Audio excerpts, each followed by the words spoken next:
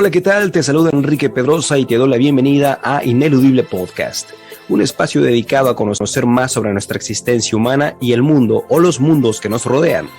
Algunas de las incógnitas de nuestra vida tienen respuestas simples, pero otras no tanto, pues hay hechos que a la mente humana le cuesta trabajo entender. En este espacio encontrarás respuestas y herramientas que te ayudarán a comprender de forma clara y simple tu eterno presente. Y para esto estaré entrevistando a especialistas en estos temas que nos impulsen a darle un sentido más claro a nuestras vidas. Bienvenido.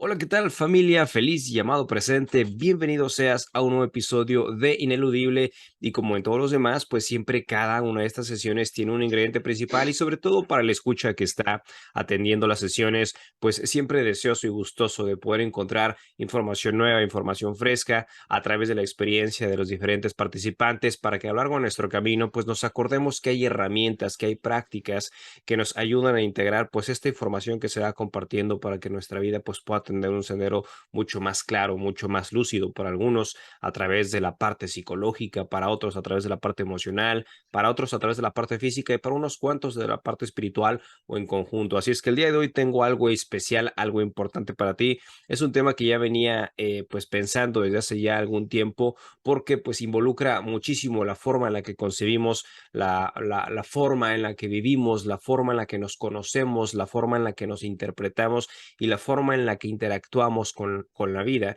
Y es precisamente hablar en términos generales, porque ahorita vamos a entrar mucho más a detalle de lo que es psicología y Vedanta. Y para esto te quiero presentar a nuestro invitado el día de hoy. Él es Carlos Agaz, es psicólogo especializado en psicología de la salud e intervención en los trastornos mentales y del comportamiento. Es también psicoterapeuta con orientación transpersonal y psicología energética y también se ha formado en Árbol del Karma, que es también tantra tradicional, Ayurveda aplicado a la psicología y Vedanta Advaita tradicional. A su vez también es astrólogo védico y es autor de 2 libros, uno de ellos llamado Manual de Astrología Védica y el segundo es Psicología y Vedanta. Y bueno, con esto quiero darte las gracias, hermano Carlos, porque, pues bueno, desde que te envié la invitación, accediste a participar con nosotros y sobre todo hablar de este tema tan particular que es psicología y Vedanta, en donde lo mencionaba al principio, pues tienes un libro que recomiendo ampliamente, lo pueden encontrar, voy a dejar aquí los links de Carlos para que puedas acceder a él y nos hables a detalle desde la forma terapéutica, cómo es que fundes 2 corrientes, tanto la psicología como la Vedanta, y a su vez cómo es que fundiendo creas dentro de los espacios la forma terapéutica, que es también una parte importantísima. Así es que Carlos, ¿cómo estás, hermano? Bienvenido. Muchas gracias, Enrique. Un placer estar aquí. Gracias, gracias. Pues mira, antes de entrar de lleno en materia, lo hago siempre con todos los invitados porque pues considero que es importante conocer un poquito la historia de la persona que están viendo, que están escuchando para saber pues qué es lo que ha pasado, qué es lo que ha vivido, qué es lo que ha marcado su vida para tener eso que tanto menciono en los podcasts, que es un despertar de sí mismo y decir, bueno, lo que antes venía haciendo, venía viviendo, ya no es algo que me esté digamos, beneficiando y hoy me he dado cuenta en algún momento presente que necesito un cambio. Si es que nos gustaría saber más o menos qué es lo que ha pasado en tu vida para que hayas llegado a donde estás ahorita.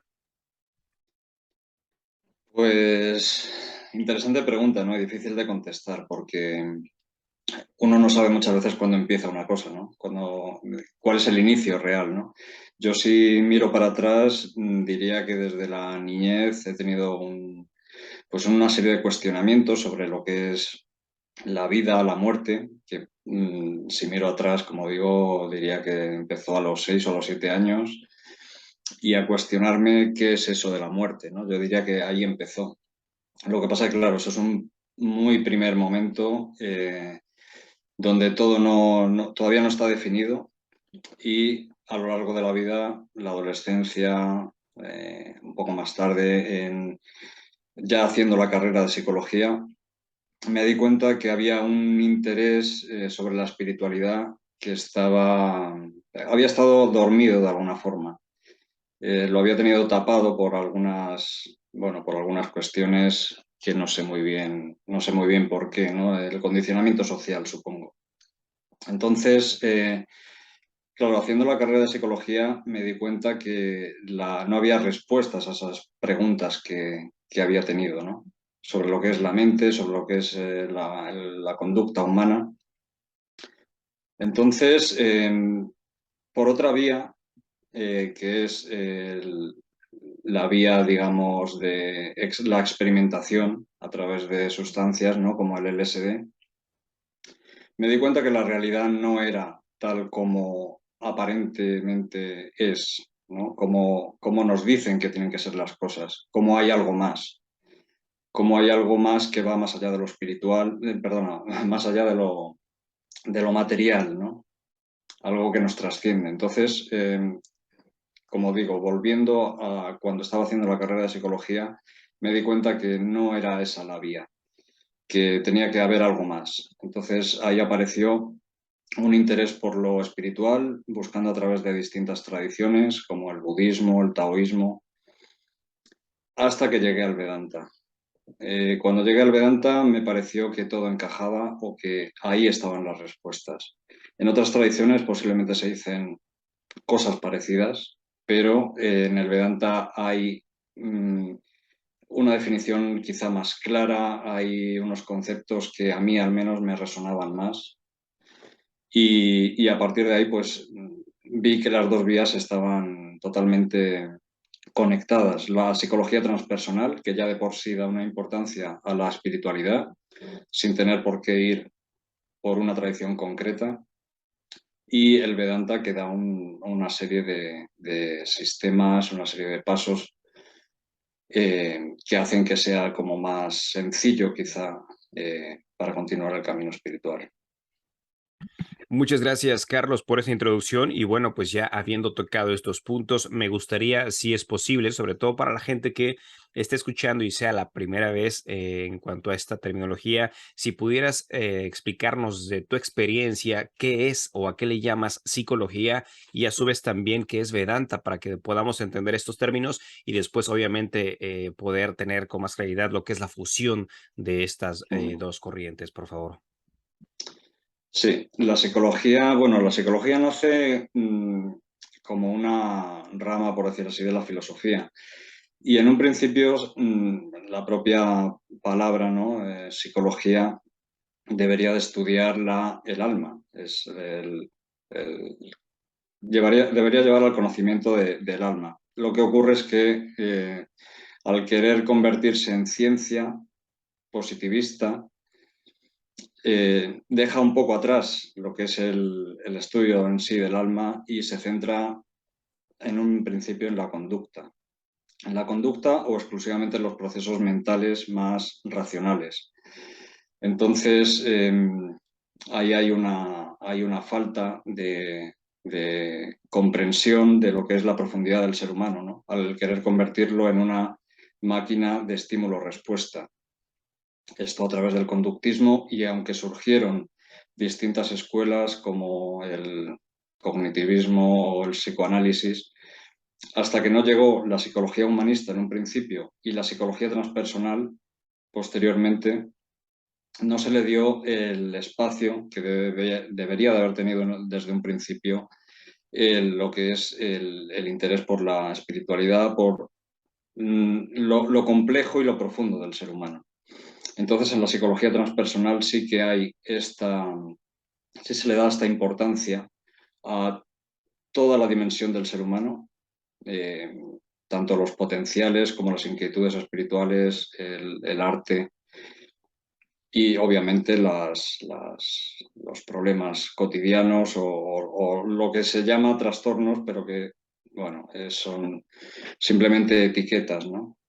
Entonces, la psicología transpersonal se pretende ir a la raíz, en el fondo, ir al malestar, sea cual la etiqueta que le pongamos. En el Vedanta pasa un poco como en otras tradiciones orientales, que no hay tanta separación de lo que es la mente con lo espiritual. Parece que van unidas de por sí, ¿no? La propia vía espiritual te lleva a este cuestionamiento, a este análisis de qué es realmente la mente, qué es realmente este yo, que en el fondo es pues lo que mm, estamos buscando de forma más o menos evidente, ¿no? Entonces, en las tradiciones espirituales orientales no hay esta separación que encontramos en Occidente habitualmente, por haber hecho esta separación de lo racional, lo espiritual, como si fueran dos mundos completamente distintos. En el Vedanta hay una serie de análisis, de cuestionamientos sobre lo que es este yo. Principalmente es un cuestionamiento del yo, del mundo y de Dios, que Dios también es una palabra un poco ya, pues, que lleva una serie de cargas, de prejuicios, ¿no? Sobre todo en Occidente, pero que hemos de analizar también de alguna forma, ¿no? Se puede negar la palabra de Dios, se puede decir que hay un ateísmo, pero incluso el propio Nietzsche, ¿no? Que era ateo, no dejaba de darle vueltas al tema de Dios, ¿no? Entonces, como arquetipo, como, digamos, yo superior o un yo que nos trasciende, que va más allá pues del yo, del ego que creemos ser, pues aquí encontramos una vía o encontramos unas respuestas, por lo menos unos cuestionamientos. Esto que defines como el yo, obviamente diferenciando la parte social o la parte psicológica en donde te defines bajo una etiqueta, bajo un nombre social, es una, digamos, una diferencia o un porteaguas de lo que en su forma más profunda, esencial o metafísica podría ser considerado como el yo supremo que dices tú, es como el Atman, si es que no lo estoy entendiendo bien, me gustaría que me corrigieras, para poder obviamente crear una comunión o sentir esta comulgación con esto que en términos, digamos, del Vedanta sería el Brahman, ¿sabes? O sea, como el ser que quiere fundirse en la totalidad de la experiencia y quiero entender por lo que estás diciendo que bajo la fusión de la parte psicológica sin estar separada desde la parte espiritual, en la propuesta, por ejemplo, el libro que tú tienes, sería la fusión de ambas para poder crear eso, la comunión desde una forma práctica, terapéutica del yo superior o del ser, ¿no? Con esta comulgación de lo que es la conciencia universal o llamado también el Brahman. ¿Estoy en lo correcto? Sí, es Enrique. Lo que ocurre es que a menudo aparece, puede ocurrir por las dos partes, ¿no? Aunque idealmente en la psicología transpersonal se concibe de una forma holística. A menudo en la consulta, por ejemplo, pues pueden aparecer personas que tienen un despertar espiritual, de la forma que haya sido, ¿no? A través de sus propias circunstancias vitales. Obviamente hay gente que ha consumido, por ejemplo, ayahuasca y ha tenido pues, una serie una experiencia vital muy potente que le hace conectar con algo mayor, algo espiritual, o a través como digo, otras circunstancias. Pero la cuestión es que si no hay una base más o menos estable, psicológica, la persona se puede encontrar aún más perdida, ¿no? Porque le ha ocurrido algo que le ha cambiado de repente la vida, porque ha visto algo más allá de lo que solía ver, es consciente de cuestiones que anteriormente no ni siquiera se planteaba y esto hace que esté en una continua zozobra, ¿no? Entonces es muy importante lo que es tener una base psicológica pues más o menos estable, bien porque la persona acuda a terapia o bien porque ya, bueno, de por sí pues tenga una estructura más o menos adecuada, ¿no? Para manejarse en esta sociedad, porque obviamente no es únicamente el despertar espiritual o el camino espiritual lo que te va a llevar a, bueno, pues a un cierto equilibrio, una cierta paz, sino también saber manejarse en este mundo relativo. Entonces, la vía terapéutica, la vía psicológica, más centrada en lo psicológico, tiene que tener una cierta estabilidad para poder precisamente soportar casi estas experiencias que a veces pueden ser muy fuertes, muy potentes para la persona. Todos estamos de una otra forma siempre en búsqueda de alguna verdad o verdades que, aunque en apariencia sean verdades del exterior, no dejan primero de comulgarse en un reflejo con espejo hacia el interior, ¿no? ¿Cómo saber? Es una pregunta técnica que mientras ahorita estás compartiendo esto, me vino a la mente. Si uno está dentro de esta búsqueda de forma consciente o inconsciente, pero se está en esta búsqueda, ¿cómo saber si uno posee una base psicológica firme para poder sostener ese posible encuentro ante un despertar? ¿Qué es, para empezar, como tener una base psicológica para que el que escuche diga, "Mm, no había puesto a pensar en eso y la verdad es que sí me falta a mí adentrarme en esta base psicológica"? O alguien diga, nada, perfecto, no tengo problema alguno. Y si se me presenta alguna experiencia, un despertar en mi búsqueda, por supuesto tengo esta base bien cimentada. Pues buena pregunta. Es, yo creo que un tema de cuestionarse, de estar lo primero dispuesto a cuestionarse uno mismo, ¿no? Cuestionarse los roles que está jugando, las relaciones que tiene con otras personas. Se puede manifestar de muchas formas, ¿no? Es difícil pensar que uno tenga cierto equilibrio si las relaciones siempre son fallidas, si siempre hay conflicto, algo está fallando ahí. Si en la propia experiencia vital uno está con un grado de descontento que le hace llevar una vida que no quiere, una vida con la que no se identifica, que no tiene sentido, que es rutinaria en el sentido de, bueno, verse arrastrado por la inercia, se puede manifestar de muchas formas. Obviamente no hay un estado en el que uno esté completamente estable, completamente bien, por decir así.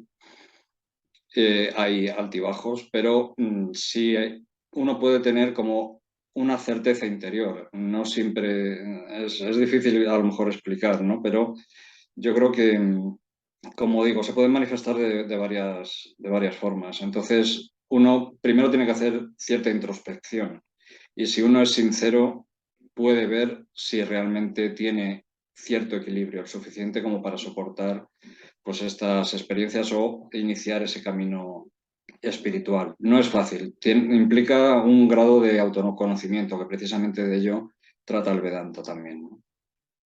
Hace ratito mencionabas también la experiencia que han tenido pues ya varias personas a través de la comulgación con esto que algunos llaman plantas maestras, o en tu caso, como lo comentabas al principio, con LSD, en donde se tiene la oportunidad de estar en diferentes realidades, entre comillas, diferentes realidades, para darnos cuenta que sí, que hay algo mucho más allá de lo que podemos percibir a través de nuestros sentidos.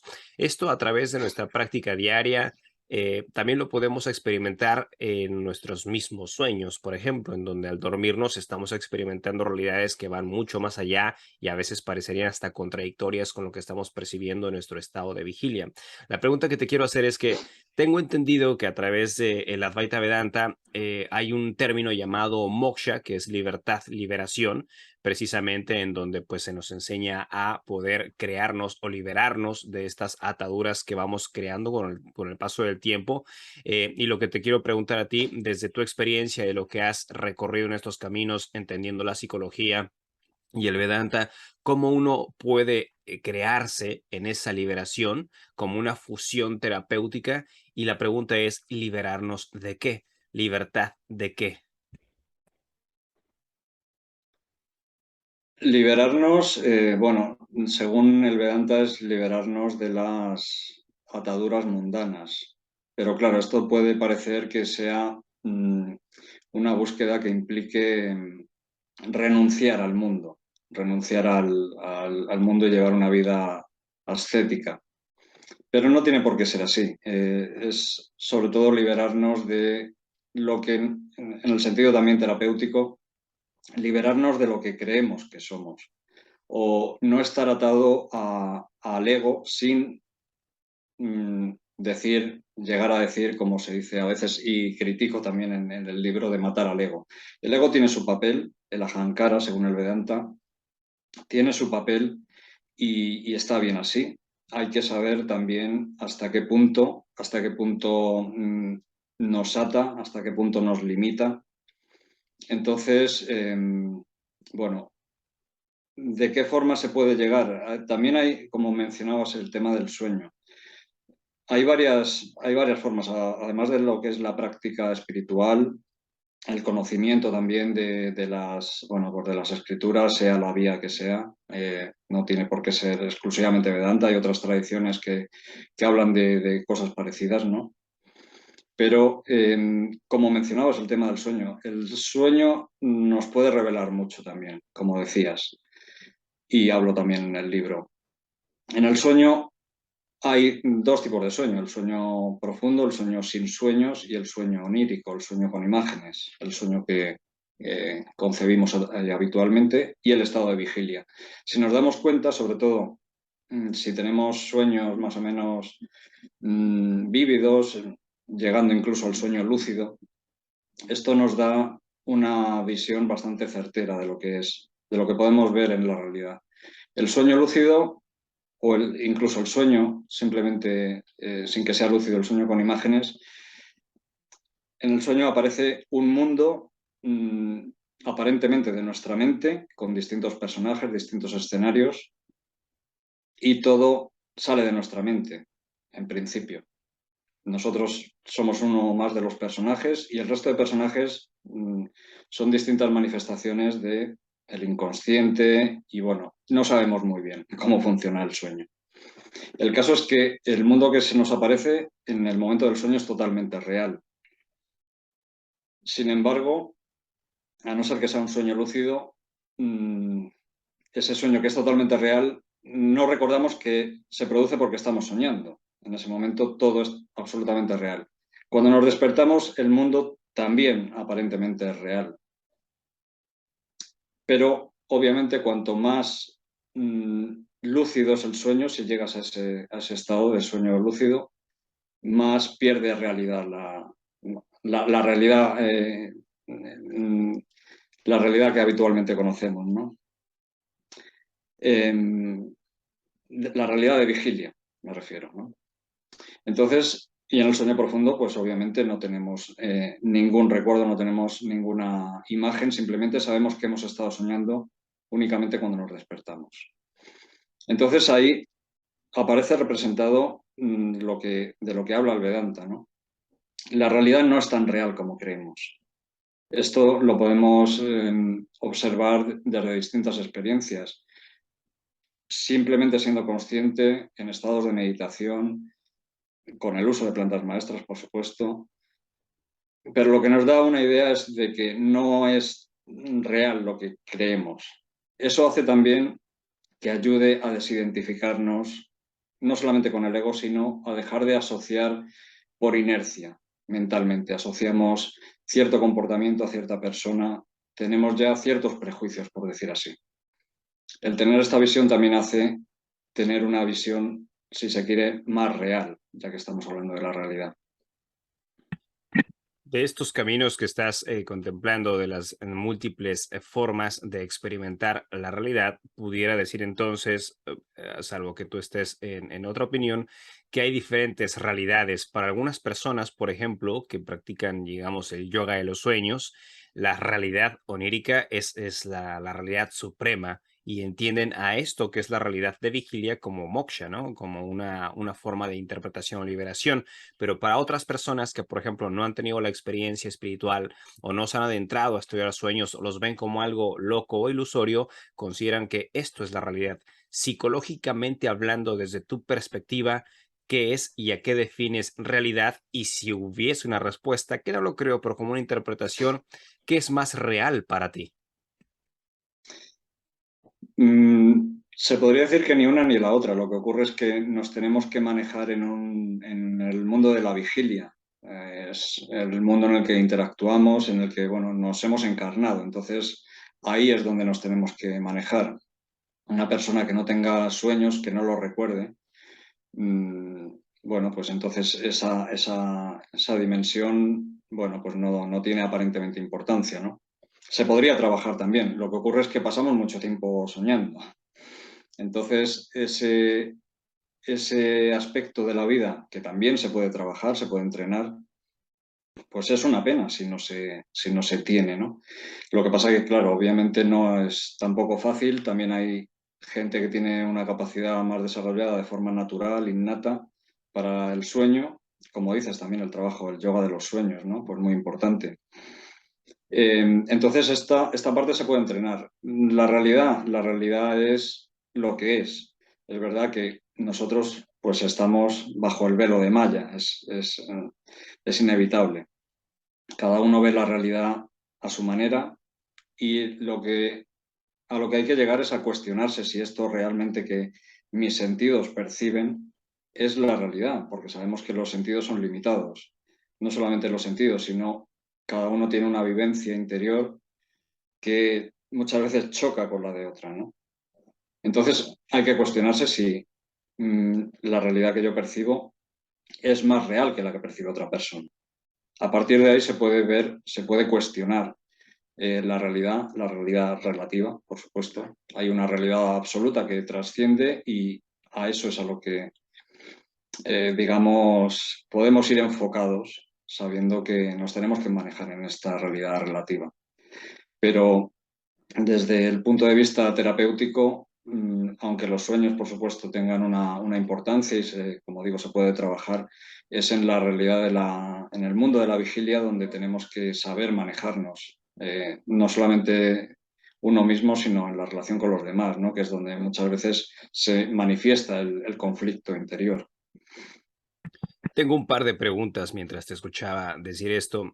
Esta primera pregunta que te voy a hacer es una pregunta que le he hecho a varios participantes de aquí de Inaudible y obviamente lo interesante en todo esto, ¿no? El jugo, la sazón de todo esto interesante es que aunque son diferentes corrientes de filosofías psicológicas, espirituales, es hermoso e interesante cómo cada uno define al ego desde su práctica, desde su conocimiento. Entonces, la pregunta número uno es, ¿qué es el ego para ti? Y la pregunta número dos, bueno, ¿qué es el ego y cómo lo defines, cómo lo interpretas, cómo lo distingues en tu vida diaria? Y número dos es, hablando de realidades, para quienes estén tanto en la parte onírica o estén en la parte del estado de vigilia, ¿quién o qué crea la realidad? Vale. El ego tiene un papel es decir, el ego se podría considerar como una coraza que nos vamos haciendo con el paso del tiempo, que se forma cuando somos niños y que cumple la función de protegernos también, ¿no? De crear una individualidad a la que idealmente llegamos por un proceso vital, pero en ese proceso se crea una coraza, inevitablemente, ¿no? En el niño y posteriormente en el adulto. Pues el ego son todas estas identificaciones con las que creemos que somos realmente, ¿no? Hay personas que pueden tener un ego más enfocado a su trabajo y definirse como médico, como mecánico, como futbolista. Hay personas que pueden tener un ego más enfocado, pues no sé, al deporte, a una forma de ser. Hay gente que tiene un ego o una identificación con ser un signo. Yo soy Leo. También existe el ego espiritual, del que hablo en el libro, ¿no? El creerse que por haber iniciado un camino espiritual o una serie de prácticas se está por encima del resto o que ha llegado a un lugar al que el resto de personas no han llegado o ver una diferenciación. Entonces el ego se puede manifestar también de muchas formas, pero principalmente es una coraza que hace que nos protejamos de los demás, pero que al tiempo, como toda coraza, limita el propio desarrollo del ser, en el sentido más superficial y más profundo. Entonces, el ego siempre está ahí y está bien donde está, pero hay que hacer esa coraza, digamos, más fina, más maleable, pero tiene esta función. Y luego, perdona, Enrique, me habías hecho otra pregunta. Así es quién o qué crea la realidad. Bueno, la realidad, digamos que no se crea, la realidad es. La realidad es la que es. Es decir, no por el Vedanta, pues hay una creación o una manifestación a través de Maya también, que hace bueno, pues que haya este velo y este mundo de nombres y formas que siempre van a ser cambiantes y van a ser, digamos, interpretables por una persona. Pero la realidad es lo que es, no hay, digamos, un proceso causal que lleve un inicio y un final, ¿no? La realidad es la que es. Digamos digamos que la realidad sería como la interpretación de la realidad, es decir, uno no la crea, uno solamente la está interpretando a través de la información que uno va adquiriendo para darle color y forma. ¿Podrías terminarla así? Bueno, lo que se hace es habitualmente una diferenciación entre realidad absoluta y realidad, digamos, dependiente, realidad relativa, ¿no? Para Vedanta, la única realidad es lo que se llama Brahman, que es Sat, es verdad, es real, es la realidad absoluta. Lo podemos definir como el escenario de fondo donde ocurre todo. Y la realidad dependiente o realidad relativa porque tiene, digamos, va cambiando con el tiempo, mitia, es incluso el universo, ¿no? El universo puede tener un inicio y un final, o no tiene una realidad absoluta. Se puede modificar con el paso del tiempo, ¿no? Entonces, todo aquello que pueda ser, pueda evolucionar, pueda cambiar con el paso del tiempo, no tiene una realidad absoluta. Entonces, es importante hacer esta diferenciación entre realidad absoluta, es lo que llamamos Brahman, y realidad relativa, que es la que habitualmente pues, manejamos y la que podemos interpretar. Hace rato decías algo importante y la verdad es que también comulgo mucho con lo que dices, porque esto ya parecería que te lo encuentras a la vuelta de la esquina en muchas prácticas, que es el famoso ego espiritual, en donde obviamente uno ya a través de la apariencia de lo que es la concepción de esta universalidad se pone un disfraz para pues, después comulgar y poder profesar pues algo que ya no es directamente de Brahman, sino es algo de la parte psique, de la parte emoción y demás. Quiero preguntarte con todo esto, ¿cómo saber si lo que estamos creando nosotros como individuos diariamente no está bajo la influencia de un ego espiritual, sino verdaderamente está encaminado del ser al Brahman y no nos confundamos por ahí de repente y caer en esta trampa, ¿no? En la que es fácil decir que estamos en un trabajo espiritual o un camino hacia la conciencia, unificación con Brahman, cuando en realidad es el ego espiritual. Sabemos que el ego se puede disfrazar de muchas formas. ¿Cómo saber desde tu interpretación que alguien está viviéndose bajo una concepción universal pura a esta falacia del ego espiritual? Bueno, yo creo que aquí es importante la sinceridad con uno mismo, ¿no? Que viene también a través del autoconocimiento.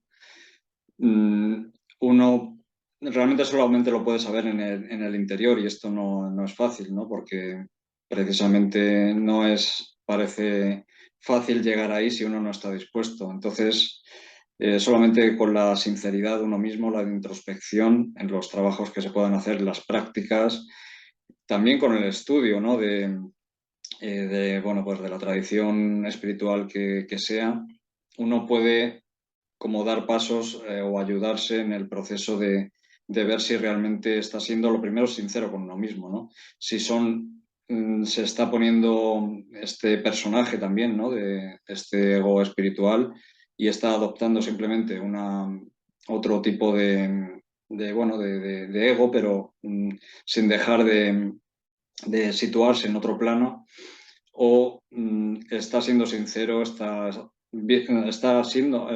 dispuesto a ver lo que hay en su interior con sus propios fallos, sus propias limitaciones y únicamente, como te digo, yo creo que siendo sincero y estando dispuesto a trabajar primero también en uno mismo, desde la vía también terapéutica idealmente y bueno, y viendo, como digo, si se manifiesta en sus distintas relaciones, si hay conflicto, si se ve situado en otro plano muy distinto que le haga sentirse superior. Pero a veces es complejo, como dices, puede tomar distintos disfraces, desde la práctica espiritual. repitiendo frases como somos uno, sin profundizar realmente en qué es el mismo. No siempre es fácil. Volviendo a tu libro, otra vez, cuál es y cómo es, en un ejemplo, si pudieses compartirlo, real, una aplicación terapéutica bajo la fusión de la psicología y el Vedanta? En un caso real, práctico, ¿cómo fundes esto? ¿Y para quiénes son, para quiénes no son? ¿Qué es lo que se logra? ¿Cuánto tiempo dura todo este proceso? Si nos pudieras hablar un poco de la parte terapéutica, por favor. Bueno, lógicamente, como cualquier proceso terapéutico, siempre es muy individual. Cada persona está en un momento vital, tiene una serie de inquietudes que quizá ni siquiera le haya despertado un interés por lo espiritual. Entonces, quizá no es para todo el mundo, quizá no todo el mundo está en el mismo momento de búsqueda, pero tiene mucho que ver, como te decía, o como estábamos hablando antes, con el tema del ego. Desde ese punto de vista, el Vedanta ayuda mucho a diseccionar, a ver hasta qué punto está manejándose a través del ego. Se podría decir que es para todos y para nadie, en el sentido de que es muy personal, ¿no? Como cualquier proceso terapéutico, digo, desde el punto de vista transpersonal, que a lo que quiere llegar es a la raíz de la persona. Mm, se trabaja desde muchos ámbitos, ¿no? La familia, el pasado de la persona, los ancestros, yendo incluso más allá, las experiencias a veces no ordinarias de conciencia. Desde el punto de vista práctico, el Vedanta tiene, como digo, una serie de definiciones de lo que es el yo, que pueden ayudar. Lo que pasa que, claro, lógicamente, si una persona viene a terapia, no es cuestión tampoco de meterle el Vedanta a la fuerza, ¿no? Sino como una vía más, como hay otros psicólogos transpersonales que lo hacen a través del budismo, otras tradiciones. Si la persona ya tiene ese interés, se le puede a lo mejor recomendar alguna lectura o alguna práctica que tenga que ver más con el Vedanta, pero de por sí, quizá esto, el libro en sí, la lectura o la fusión de estas dos corrientes, ¿no? O dos, el mundo psicológico y el mundo del Vedanta, sirve, yo creo que también para terapeutas transpersonales que estén dispuestos a aplicarlo desde su propia perspectiva esta vía, y para personas que acudan a terapia, como digo, hay que ser también un poco sutil, no se trata tampoco de encauzarles por una tradición, sino de, bueno, a través de su propio proceso, que puedan cuestionarse si realmente esos problemas que tienen son la esencia de su vida, si se puede hacer algo con ellos, si el ego está operando ahí, si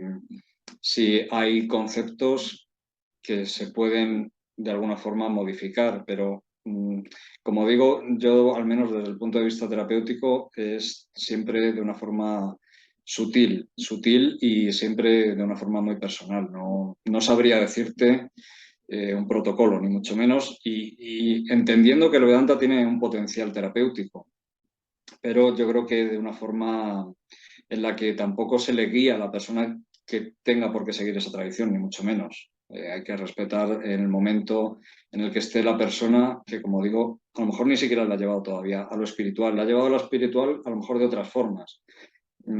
Entonces, bueno, tampoco el Vedanta, el riesgo que puede tener en cuanto a la vía terapéutica es que haya un exceso de intelectualidad, en el sentido de que el Vedanta principalmente es estudio, es autoconocimiento, pero a través de las escrituras. Y una persona muy intelectual, quizá primero lo que tiene que hacer es bajar ese exceso de intelectualidad y buscar más el cuerpo, buscar más lo irracional, buscar más lo emocional a veces. Entonces, como digo, quizá ni siquiera es para todo el mundo. Sí que en un proceso posterior, ya más avanzada la terapia, sí pueda ser recomendable. Pero, como digo, me encuentro también con personas muy intelectuales, a mí me ha pasado también en su momento, en el que todo lo quieres darle una respuesta a través de lo intelectual y no a través de lo experiencial o a través de lo corporal, que también tiene su utilidad terapéutica. Entonces, bueno, hay que manejarse un poco ahí también. A través de esta fusión que propones tú de la psicología y el Vedanta, es como puedes llegar, de acuerdo a tu propuesta, llegar a esas respuestas no racionales, sino más espirituales. Sí, sí, yo diría que sí, o yo es en la tradición en la que me he sentido más cómodo, o he encontrado estas respuestas o en el camino de encontrarlas, pero eh, es un poco todo, como te decía, también lo corporal, lo energético tiene su lugar en terapia siempre, es decir, no se puede ir solamente por la vía de la comprensión intelectual, pero en un momento ya con una base ya bien asentada de lo que a los límites también de la mente. Entonces sí, entonces yo creo que el Vedanta es, o al menos para mí, el camino que te va a ofrecer unas respuestas a este cuestionamiento principal de quién soy yo, qué es este mundo y qué es lo trascendente. ¿Hay algún trabajo post-terapéutico que recomiendes después de cada sesión para poder, no sé si decirle, tener como una tarea post-terapia para que la gente vaya integrando lo que bien se ha compartido y eso empiece a revolucionar o a acelerar? Y no porque se busque acelerar, pero eso de forma natural, eso que es el despertar de conciencia para uno mismo. ¿Hay prácticas que recomiendes después de una terapia? Siempre, Enrique. Esto creo que es fundamental, el trabajo entre sesiones y posteriormente, después del proceso terapéutico, continuar con este trabajo, ¿no? Hay prácticas siempre, como digo, desde un punto de vista individualizado, pero obviamente hay puntos en común. Siempre hay un trabajo de meditación. Hay luego, por supuesto, distintos tipos de meditación, pero bueno, vamos a hablar de la meditación en general. Estar con uno mismo, sea con la práctica que sea, pero sentarse con uno mismo unos minutos y ver qué pasa ahí, ¿no? Porque como hablo en el libro también, no siempre meditar o depende del momento vital de la persona, no siempre meditar es la solución. A veces incluso puede llevar a la persona a una mayor agitación. Pero como una de las tareas que se pueden proponer es esto precisamente, ¿no? La meditación, prácticas energéticas que tienen que ver también con un ejercicio físico que haga, como te decía anteriormente, que la persona baje un poco las revoluciones de la mente, porque habitualmente vivimos en una sociedad en la que se piensa demasiado.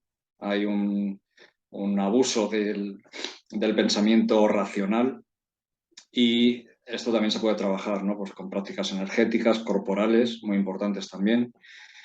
Y bueno, hay distintas prácticas, ¿no? También, dependiendo de la persona, pues se le puede también recomendar ciertas prácticas que tengan que ver con el arte, con mm, que pueda manifestar eh, pues su propio mundo interno a través del arte, a través de la música. Hay ejercicios precisamente también que tienen que ver con la música en cuanto a al movimiento energético. Es decir, hay sí, distintas prácticas que se pueden hacer. Bueno, no sé si aceleran, pero desde luego parece que encauzan un poco o no se limitan simplemente a lo que es modificar el pensamiento, porque eso no funciona. Si fuese tan fácil, pues acabaríamos todos los procesos en 2 sesiones, ¿no? Cambia este pensamiento por otro, como dice la psicología cognitivo-conductual, y ya está. Pero hay mucho más, ¿no?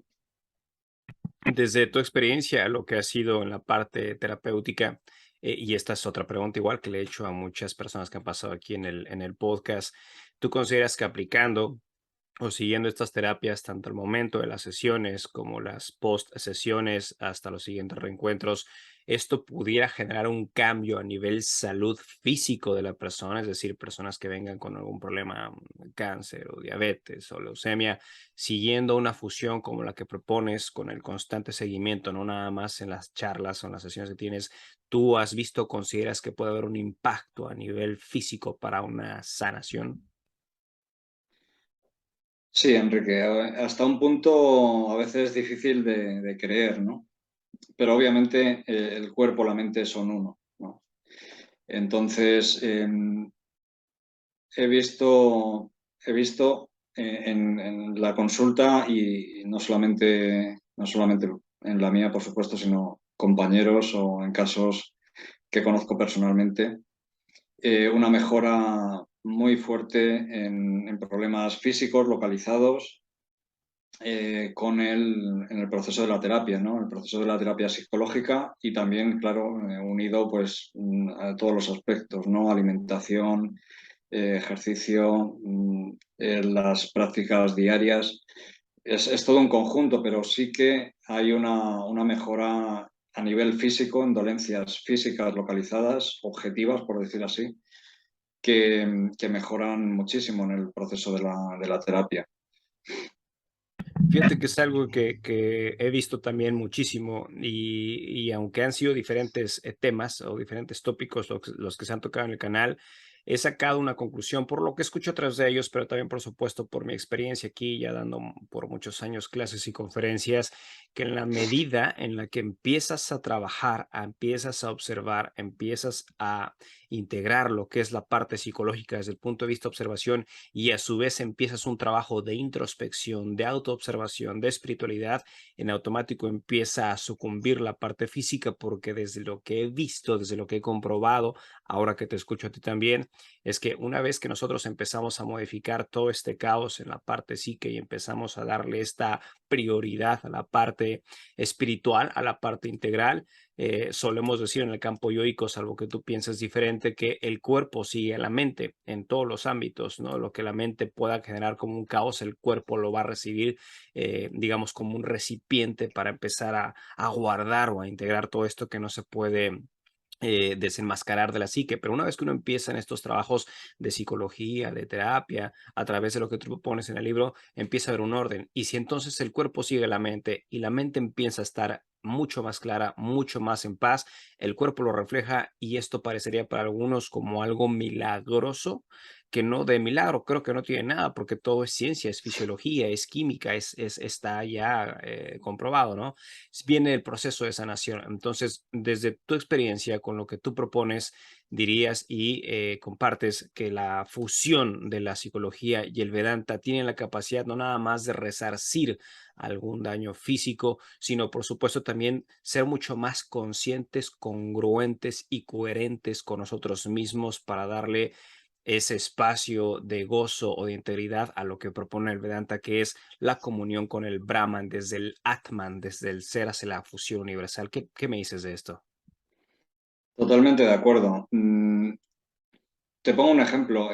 No sé, en la consulta aparecen personas que me dicen de la buena experiencia, la buena sensación de dar un paseo por el campo, ¿no? Sobre todo, pues, personas que a lo mejor no lo tienen al alcance y lo hacen esporádicamente y tienen más conciencia pues, de los beneficios de dar un paseo por el campo, por ejemplo, ¿no? No conozco a nadie que le siente mal eso, pasear por el campo.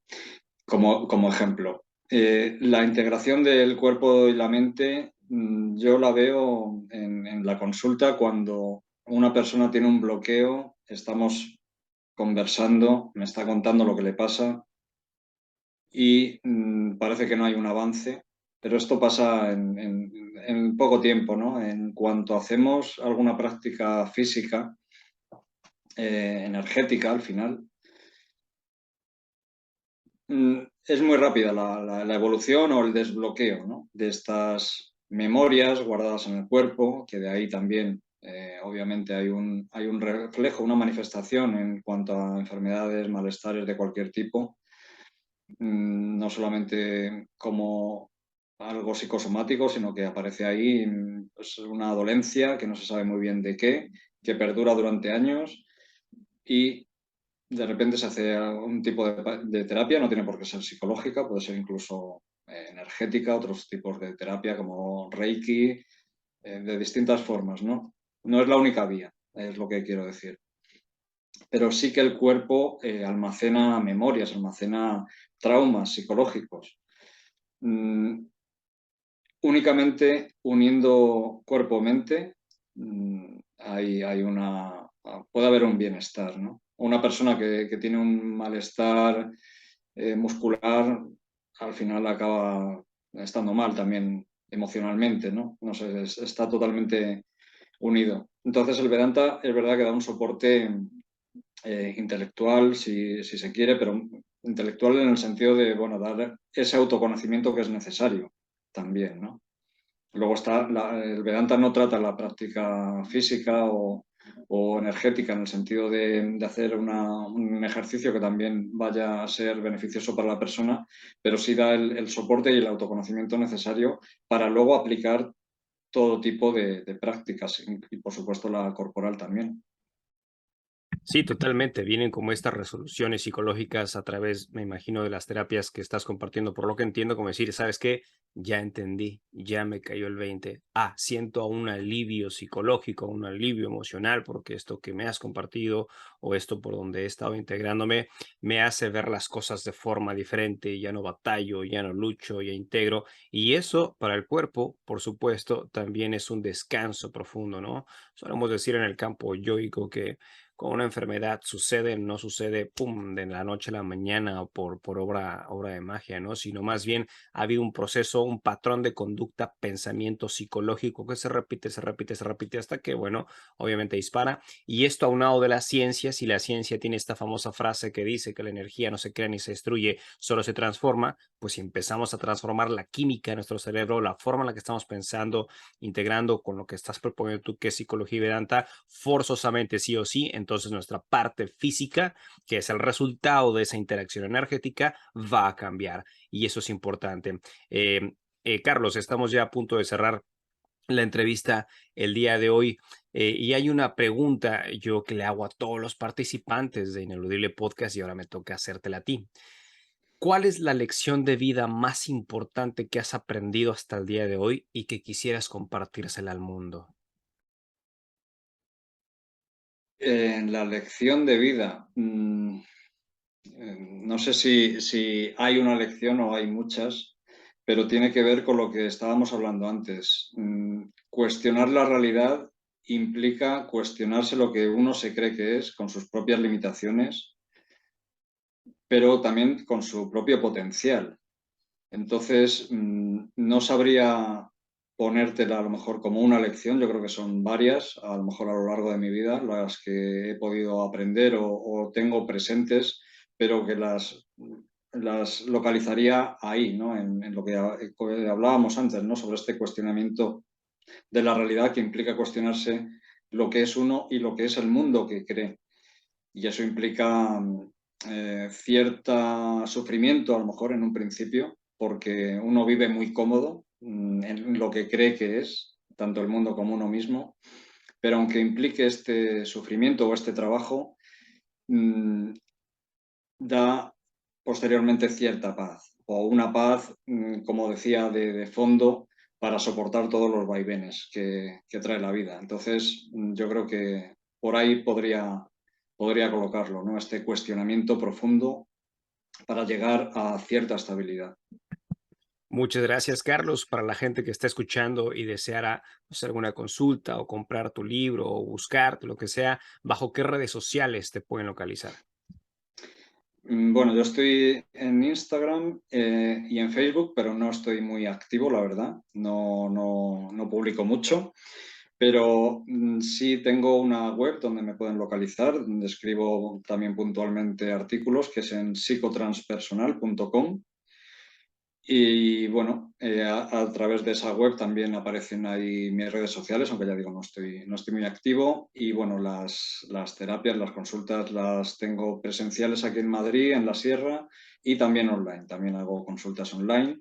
Luego, como astrólogo, pues también tengo mi web que es astrologiahindú.com Quizá en un futuro podamos hablar del tema de astrología, es otro mundo, a veces convergen, pero yo he preferido hasta cierto punto tener cada uno por separado. Y bueno, ya digo, tengo mis redes sociales, aunque no esté muy activo, pues nos podemos ver ahí a través de esas webs, pues ahí están los vínculos y ahí nos podemos encontrar. Ha sido un placer, Enrique. Muchas gracias. Gracias. De hecho, voy a dejar toda tu información, los links aquí abajo en el video y en el podcast para que la gente pues que se interesa vaya directamente ahí. Y bueno, Carlos, agradecerte enormemente la entrevista. Me ha gustado mucho y sí, ¿por qué no? Por supuesto, considerar una posible reunión más adelante para hablar de astrología desde tu experiencia. Sería bastante interesante, que hasta el día de hoy me parece que ahorita no ha habido un tema de astrología en Ineludible Podcast y es un tema también interesante. Carlos, ¿algo más con lo que desees cerrar este podcast? Pues poco más, Enrique, ha sido un placer. Me ha parecido muy interesante tus preguntas, cuestionamientos profundos que han surgido pues también a través de la lectura del libro y, bueno, cuestiones en las que se habla en Ineludible, perdona. Y nada, pues un placer, agradecerte la invitación y nada, mucha suerte. Muchísimas gracias. Muchísimas gracias y también gracias a ti que estuviste escuchando, estuviste atendiendo este podcast y nos estaremos viendo, escuchando o leyendo en los siguientes episodios. Hasta pronto.